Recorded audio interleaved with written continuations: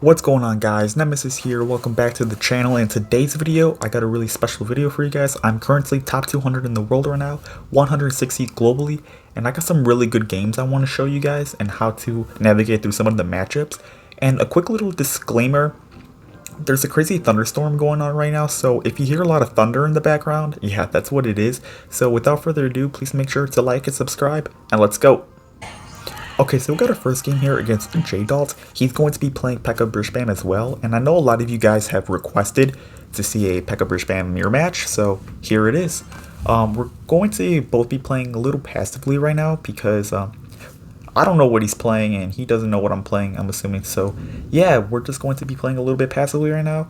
And like, just for the sake of the match, like if no one plays a card, I'll just start off with a card or something like that. So yeah, we're just chilling right now, and I believe I play Bataram, and he plays a Bataram at like the exact same time. So like we both have like the same exact thoughts.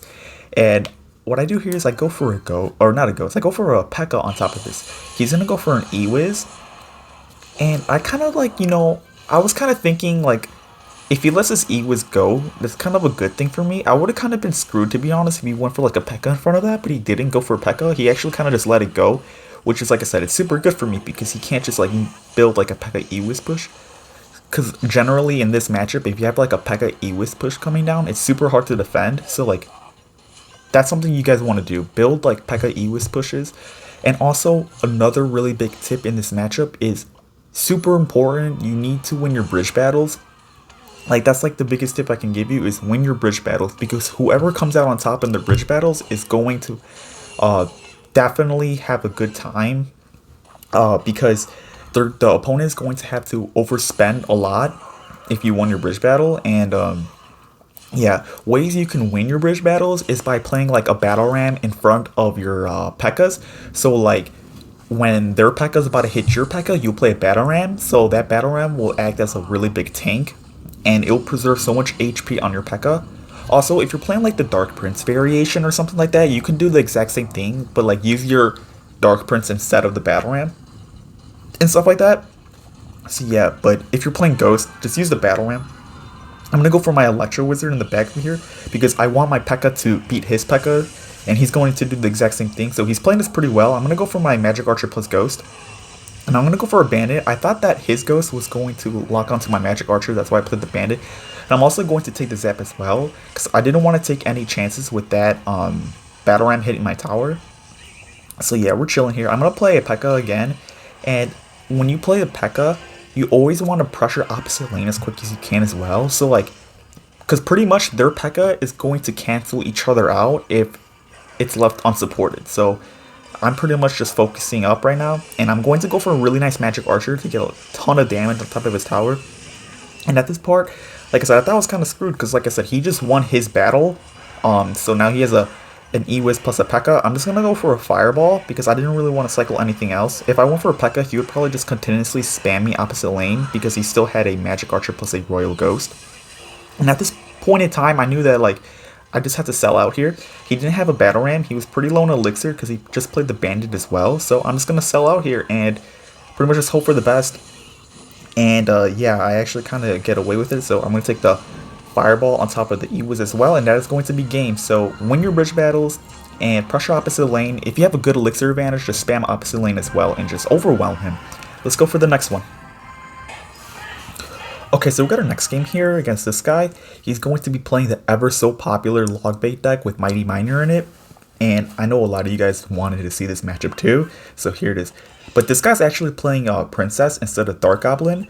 So that doesn't even really necessarily switch things up in terms of like matchup wise, because in my opinion, you always want to be fireballing like the Princess or Dark Goblin in the first place, because if they just like start stacking up, that's when it gets really hard to break through. So you want to always like take their Princess or Dark Goblins off the board before they get too much and they start getting a ton of value on your pushes.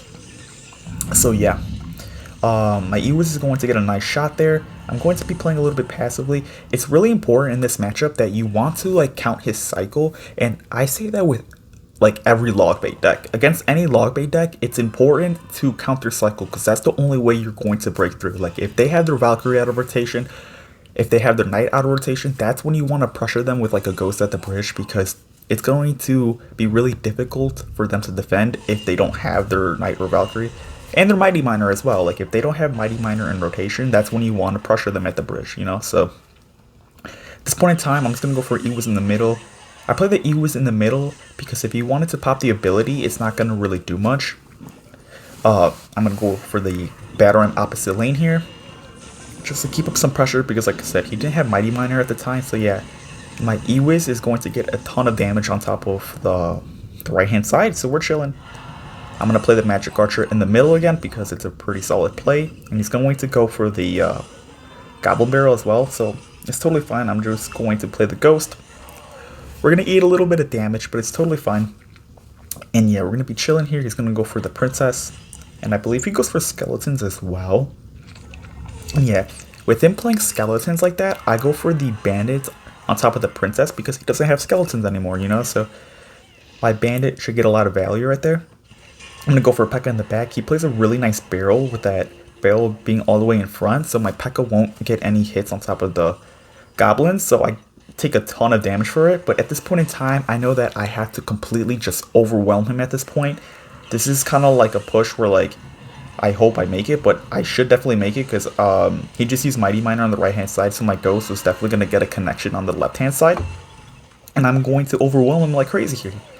Right there, Bandit connection, and Barbarian should get a lot of damage too, and that should basically be Tower. So yeah, that's how I like to play the matchup.